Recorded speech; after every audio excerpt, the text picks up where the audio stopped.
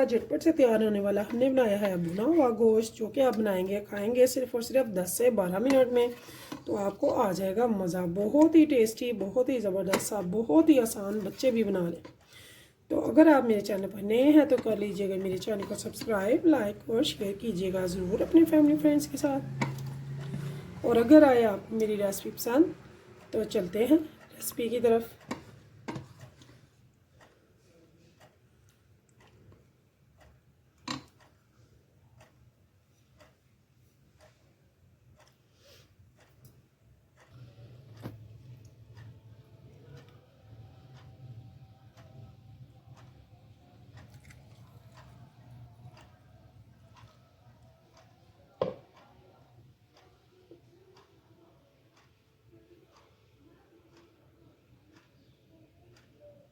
बिस्मिल्लाहिर्रहमानिर्रहीम, शुरू अल्लाह के नाम से जो बड़ा मेहरबान निहायत रहम करने वाला है। तो अस्सलाम वालेकुम व्यूअर्स, कैसे हैं आप? इंशाअल्लाह ताला मेरी यूट्यूब फैमिली अल्लाह पाक के फजल करम से खैरियत होगी। तो सबसे पहले मैंने ले लिया है 1 kg गोश्त। गोश्त आप ले सकते हैं मटन का भी, बीफ का भी। तो मैंने यहाँ पे 1 kg गोश्त ले लिया। तो इसमें मैंने 1 गिलास डाल दिया है पानी का। सबसे पहले मैंने 1 गिलास पानी डाला है। तो साथ में एक बड़ी टमाटर ले लिया जिसे मैंने चॉप कर लिया, रफली कट कर लिया। यहाँ पे मैंने थोड़ी सी लहसुन की कलियाँ ले ली हैं। ये 2 प्याज है, इनको हम रफली चॉप कर देंगे, कट कर देंगे, नीट करने की ज़रूरत नहीं है।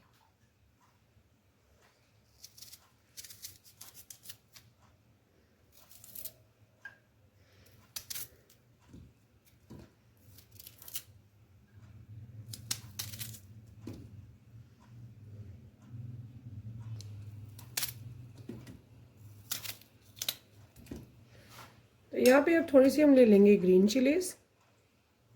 तो ये मैंने 4 ली हैं, बड़े ली हैं, इनको वॉश कर लिया। इनको भी रफली चॉप कर देंगे, बिल्कुल नीट करने की ज़रूरत नहीं है।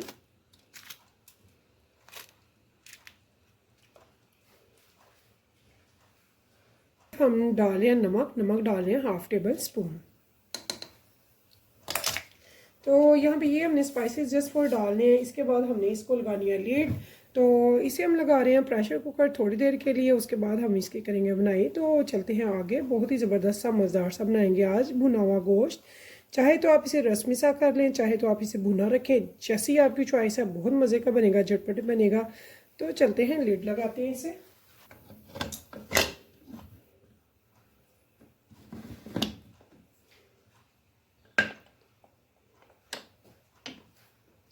तो इसे हम लीड लगाएंगे, इसमें स्टीम बनेगी 3 मिनट में। आफ्टर 3 मिनट इसको हम लगाएंगे सिर्फ और सिर्फ 10 से 12 मिनट। तो ठीक 15 मिनट के बाद मैं आपसे मिलूँगी। यहाँ पे देखें जी, हमें पूरे 10 से 12 मिनट हो चुके हैं। तो मेरी प्यारी बहनें, ये जहन में रखें, जब भी प्रेशर कुकर लगाएं तो पहले इसकी जो स्टीम है उसे अच्छे से रिलीफ़ होने दें। जब ये अच्छे से रिलीफ़ हो जाए, ये ठंडा पड़ जाए इसका जो प्रेशर है, तो फिर प्रेशर कुकर को आप ओपन करें, ठीक है। तो यहाँ पे ये देखिए जी।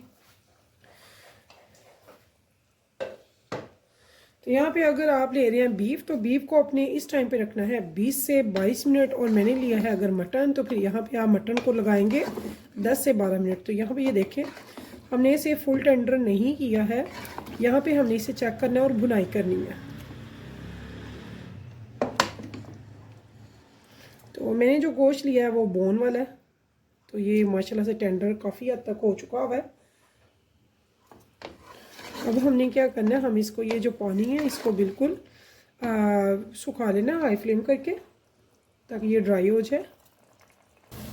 तो यहाँ पे देखिए जी, जो हमारा गोश्त का पानी था वो काफ़ी हद तक हो चुका है ड्राई। तो इस टाइम पे हम डालेंगे इसमें ऑयल या घी, जो भी आप पसंद करते हैं वो यहाँ पे इस टाइम पे हम डाल देंगे। तो तकरीबन यहाँ पे मैंने डाला है मस्टर्ड ऑयल। तो आपको अगर कोई और ऑयल या घी पसंद है तो आप वो डाल सकते हैं। तो कोशिश करें कि प्योरिटी की तरफ आए, प्योर इज़ बेस्ट। तो अब हम इसकी अच्छे से करेंगे भुनाई और फ्लेम रखेंगे हाई।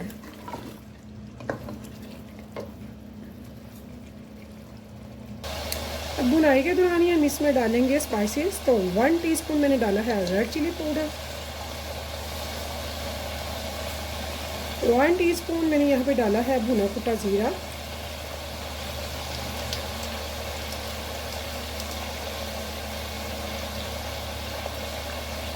हाफ़ टेबल स्पून मैं यहाँ पे ले रही हूँ धनिया पाउडर,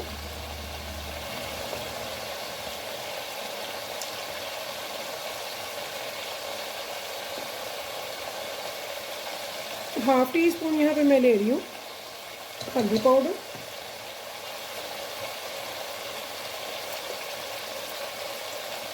वन टीस्पून यहाँ पे मैं ले रही हूँ ब्लैक पेपर,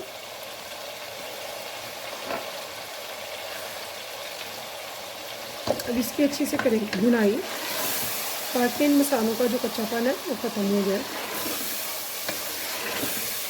और ये सारा प्रोसीजर हम हाई फ्लेम पे करेंगे। तो ये ज़रूरी नहीं है कि जो आपके पास गोश्त हो वो 10 मिनट में ही टेंडर हो, क्योंकि गोश्त जो होता है वो जानवर की एज और अपने अपने इलाके के जानवर पे भी डिपेंड करता है।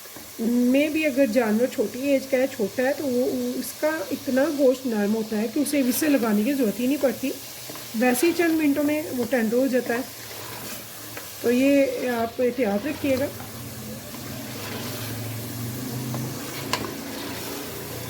तो यहाँ पे हमने इसकी बुनाई कम से कम भी 10 से 12 मिनट करनी है अच्छे से।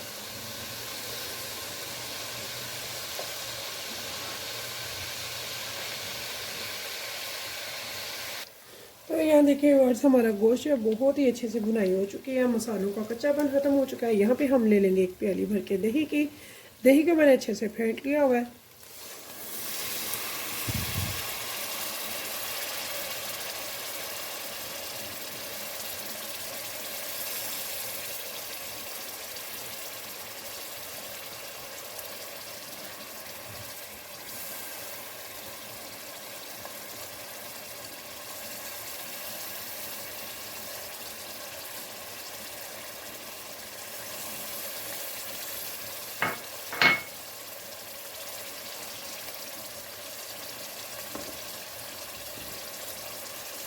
तो यहाँ भी अब हम इसको अच्छे से कर लेंगे मिक्स।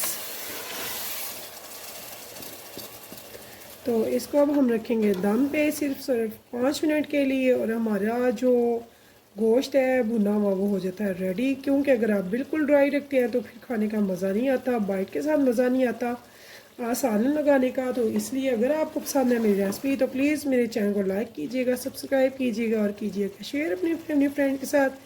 इंशाल्लाह ताला फिर मिलेंगे नेक्स्ट टाइम नेक्स्ट रेसिपी के साथ। तब तक के लिए मुझे दीजिए इजाज़त। तो अल्लाह हाफिज़।